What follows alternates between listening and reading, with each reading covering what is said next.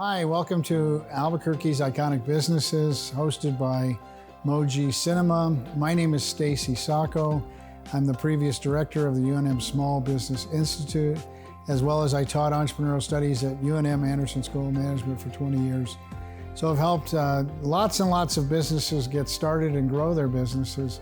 So of course, I'm very excited to meet with Byron Zom from Tutor Doctor, very successful business here in Albuquerque. So before we talk with Byron, we're going to show you the Tutor Doctor's origin story, and then we'll re-rendezvous to talk with Byron about some of his business practices and how they apply to keeping the business, growing the business in the future. Thank you.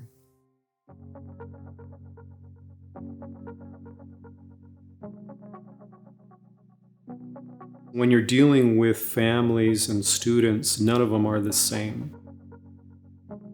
What I love about this model that we have in Tutor Doctor is that I actually get to know the families that we work in, I get to know the students, and I get to know the tutors in the same way. It starts with getting that introductory call from a prospective client. And I like to slow it down a little bit and let them know that if you're looking for someone to fill a hole, I'm not the answer.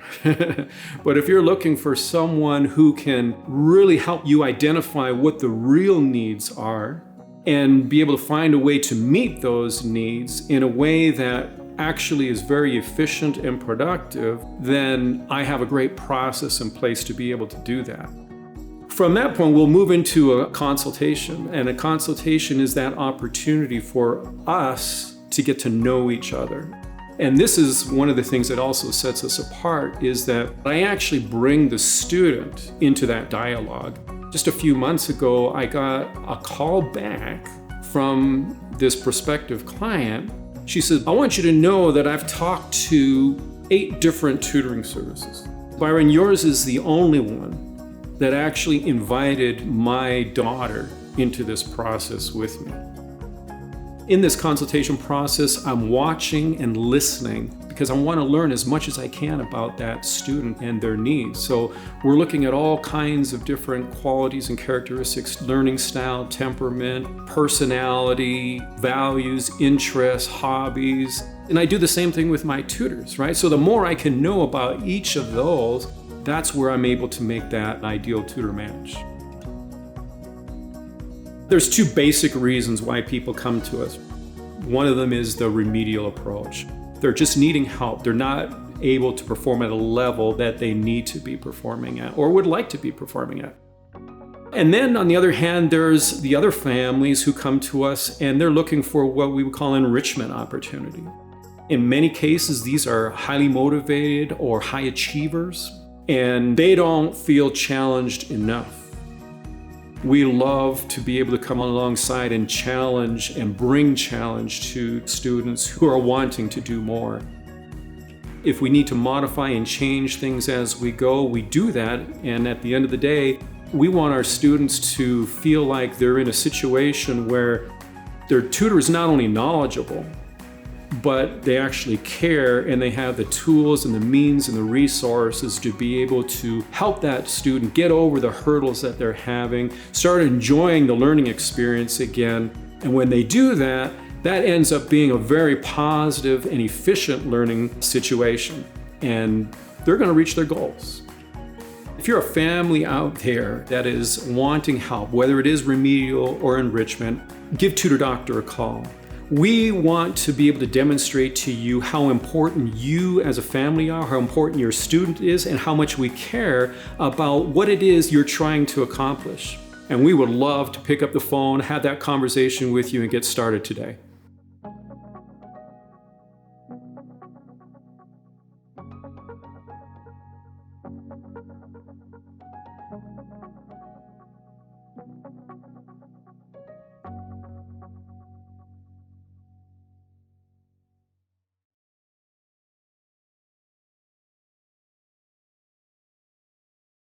I was just curious, as an organization and your role in it, what's kind of a day in the life of your role as the leader of that organization? What's a day in the life of Byron look like? It's a very busy business. I guess, every business is in its own way. But, I'm got lots of emails. I've got lots of phone calls, and phone calls are coming from prospective clients, wanting to find out more about what we're doing.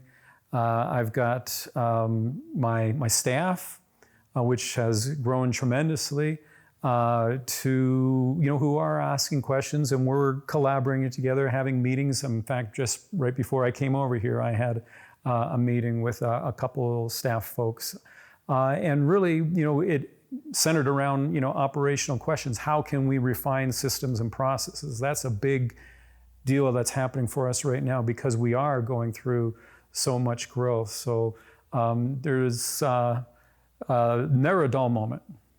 Well, it's probably somewhat easier when you have 2-3 employees, but how many people do you have in your organization? So I've got 7 part-time staff that are working for me in an administrative capacity, and then 60 plus tutors. Wow. So how do you hire those folks? Is it, and then when you find the right candidates, how do you bring them on board? Is there an onboarding system that you follow? Yeah, I mean, the recruiting side of the business is a very, very essential because I cannot have not enough tutors or too many, depending on what my volume is in terms of, clientele. So we're always marketing, whether that is for our new clients or tutors. And that is being done in a variety of ways. One, it's always, our tutors are talking to their friends and family and whoever else it might be. We're marketing with our signage. We're marketing through social media. And we're getting, referrals on a very, very regular basis. So I'm probably interviewing several candidates a week on an ongoing basis. So I read a little bit of your story about how you personally got started in business, but what have you found as one or two of the biggest challenges you've had to overcome, and you've been able to figure out that solution or the key to what to do to move it forward? Yeah, that's a very big question. I've had my hands in quite a few things over the years. Some of them less successful than others. And a lot of pain. But I think it's a can-do attitude. It's a can-do, will-do posture. I will die trying. It's just in me. I'm going to figure it out somehow, some way. So it's this determination to deliver. And when I have something like I do that's very mission-oriented, it provides the necessary inspiration to deliver, in my business, a great tutoring experience for the families that we serve. And then the other side of it too is being able to surround yourself with the right kind of people who have talent and share your values. So I'd be curious, given values, I recently spoke to the Leadership Sandoval County group. We talked about lessons in leadership and looking to heroes from our own lives or other people that we've heard about. So, of course, we picked on Abraham Lincoln and Washington and some of those people in our history. But is there anybody who's inspired you through the years to do what you've done and to create those values?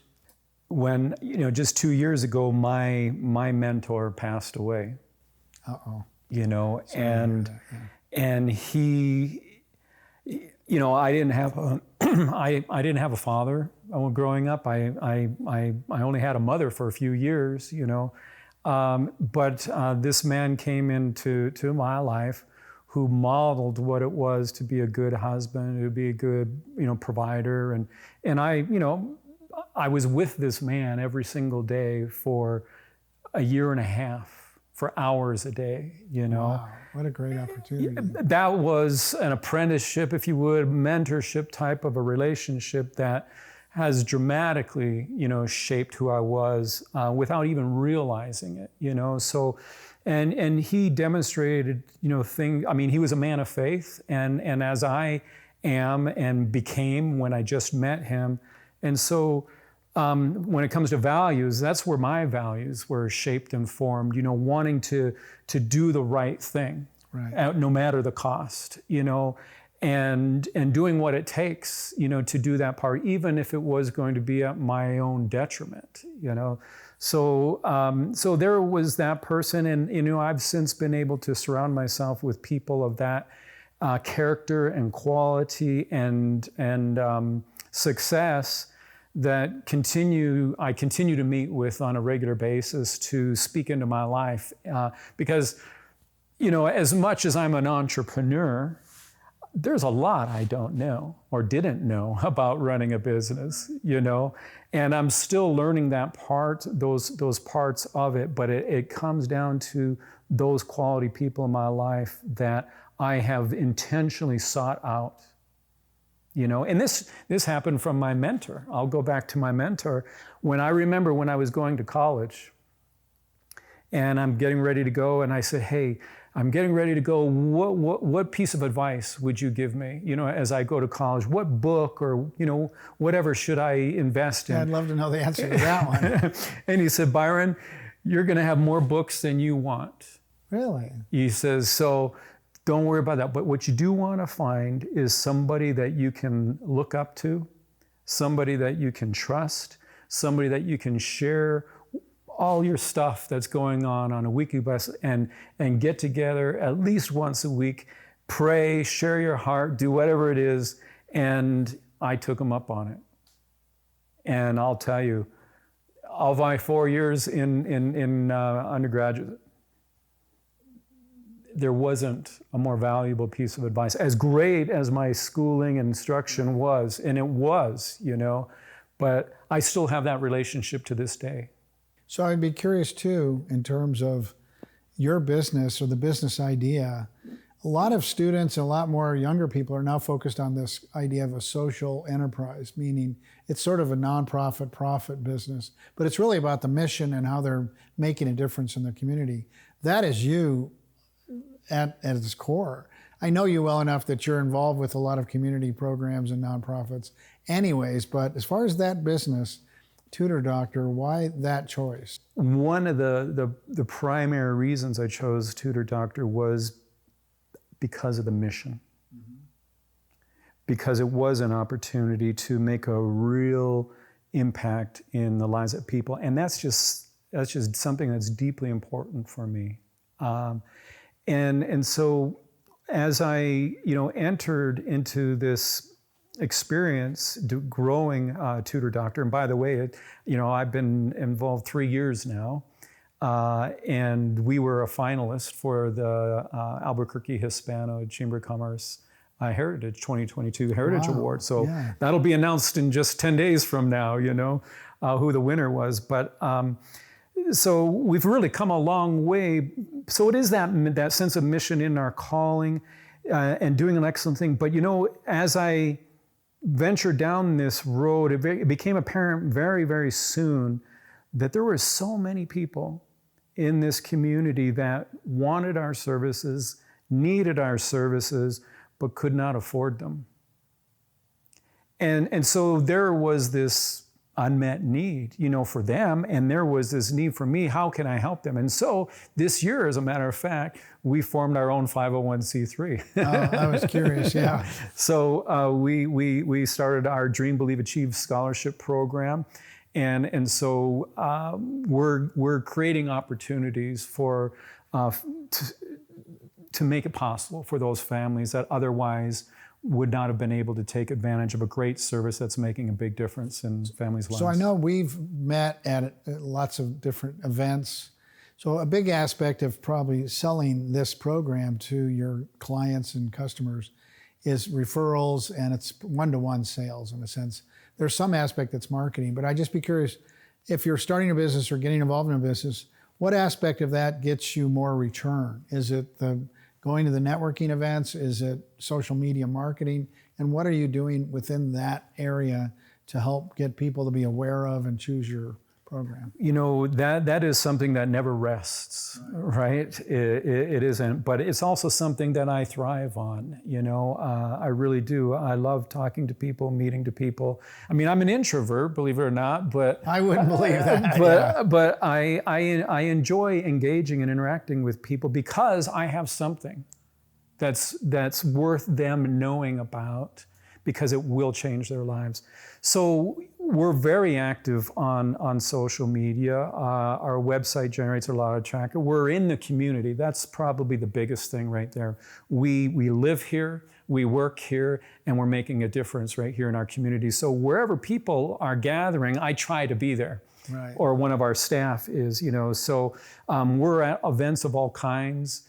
You know, we're marketing in the area through our signage. You know, there's the SEO, there's the social media. All of these are all things I've invested heavily in that are giving us the kind of returns. And of course, that over time that translates into the referrals that you were talking about. Well, and I've seen you in action in a room, and I think one of the things that I've noticed of different people that are really good at working a room is they have to be careful. I'm a huge extrovert, so I have to just shut up as much as I can and listen. But it was very obvious when you and I were talking to some people, you were listening and then mirroring what they were doing, but also providing solutions to their problems because you heard them. And I was so appreciative of that, of you. Well, that really blesses me because that's really what we try to do. You know, we take the time with each of the families that reach out to us for our help to really understand them and identify. Oh, you did that. You obviously did that. Yeah, I watched that. It's to me, it's fun. And then when we actually get to deliver that, I just got a review on Friday from a family that said, I would recommend or refer Tutor over and over. Another one said, I only wish I would have got to Tutor Doctor sooner. You know, that keeps us going. That keeps us juiced in the office when we're having that kind of impact on families.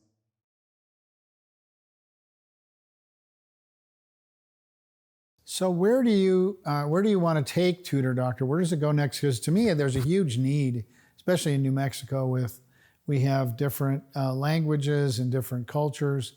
And to then plug all that into our standard school system, there's usually some adjustments that need to be made there, which is partly what you guys provide. So where do you see, are you going to take, part of your role is to look over the horizon. What's over the horizon?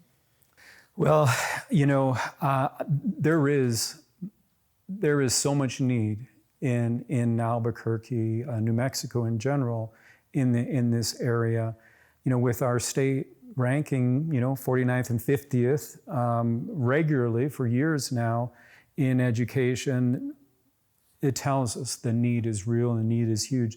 So what I want to see happen is that we can integrate more closely with various organizations or various entities in the community that they themselves are trying to make an impact in their own way. I don't think we're the only solution. I think we are a solution, and that if we can collaborate with other members in the community who are committed to seeing great outcomes in education, you know, we have a place to play in that. So to that extent, we started our scholarship program. To that extent, I'm building relationships with other entities, you know, the United Way and New Mexico Kids Can, and it goes on and on. Well, we're reaching out to the Pueblos. We did a pilot program, for example. That's fantastic. You know, this past summer, and they absolutely loved it. And so we're back, you know, continuing programming there, and the word is spreading to other Pueblos. So, you know, I want to build relationships with people who are serious about seeing lives transformed, and we want to be a part of that. What was one of your big challenges in starting Tutor Doctor that you look back on and know you solved that problem or you answered it, that you could maybe recommend to other people? If you run into this, this is what you want to do. I remember I was going to a training right before I launched Tutor Doctor. And that week of training, inside of me was this anxiety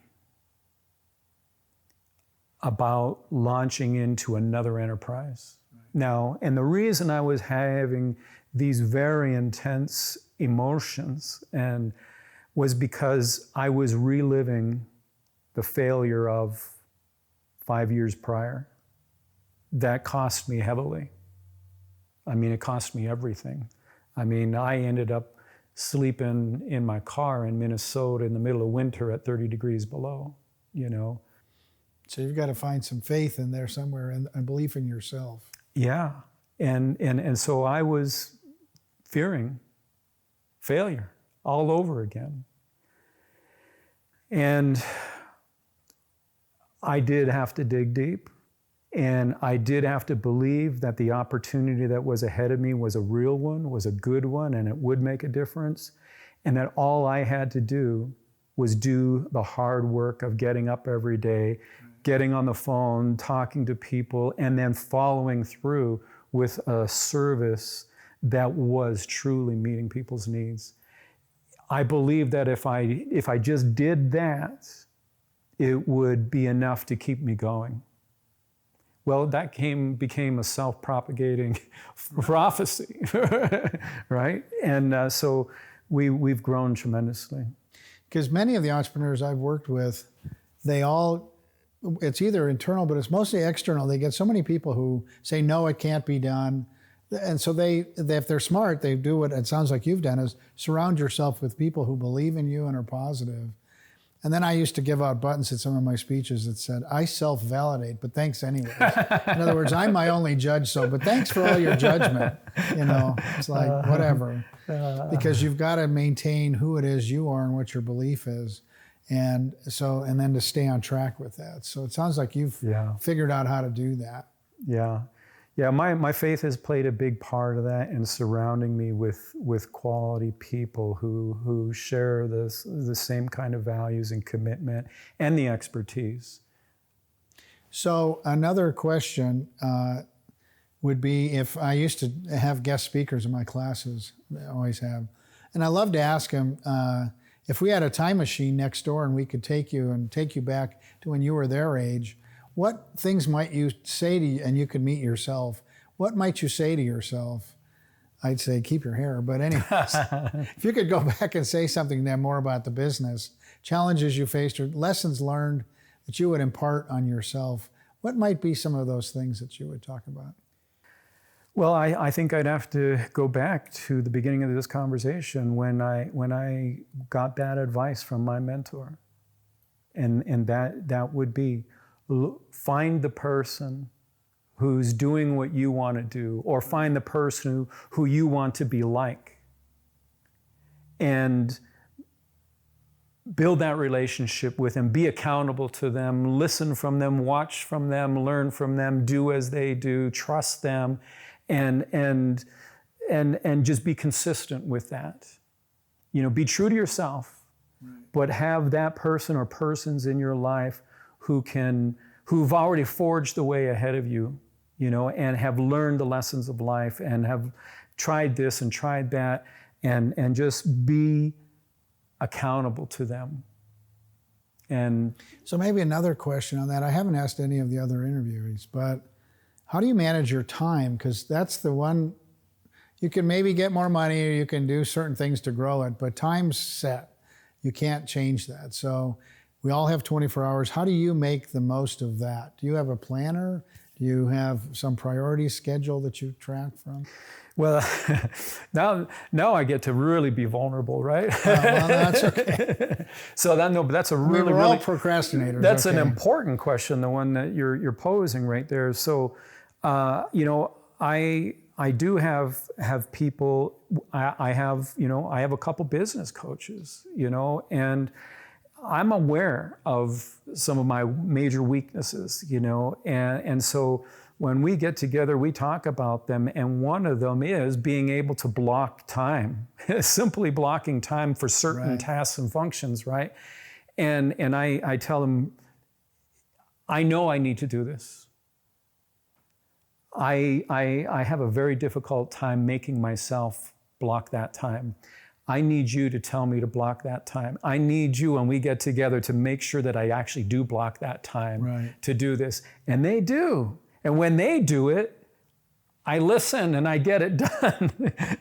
Yeah, I mean, I do consider myself a very self-disciplined person, but for some reason that is very difficult for me to get to do. All of us, you know, but when they tell me to do it, and again, they're mentoring me, right? That's the value of it, and it gets done. So it's kind of an ancillary question to that, because more and more people I'm running into are thinking and worrying about and trying to create more balance in their lives.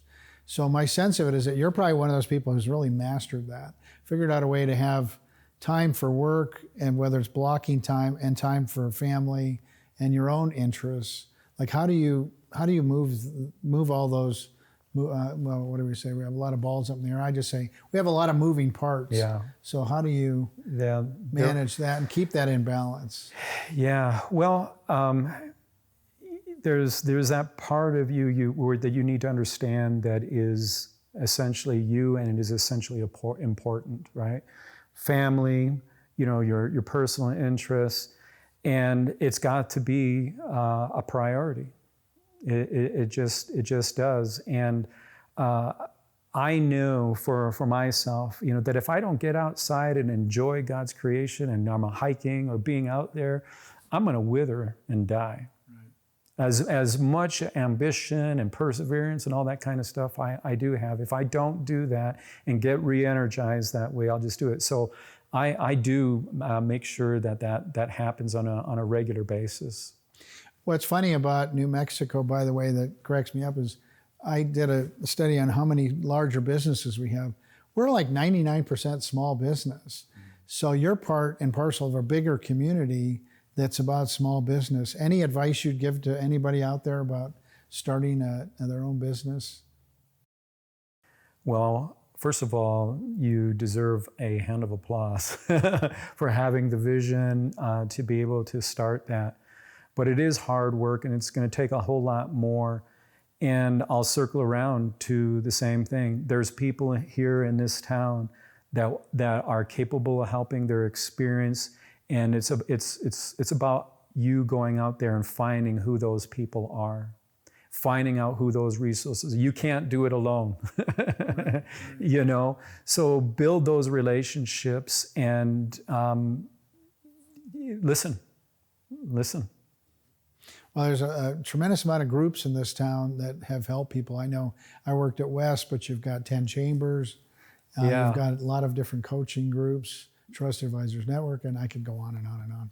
But it's tapping into them, and that's a huge point that I would take away from you is that, okay, they're there, but go find them and then tap in and see where they fit. Yeah, and the only way you're going to do that is to get out into the community, right? And start knocking on doors and sending emails and building relationships, and you'll find the ones that are for you.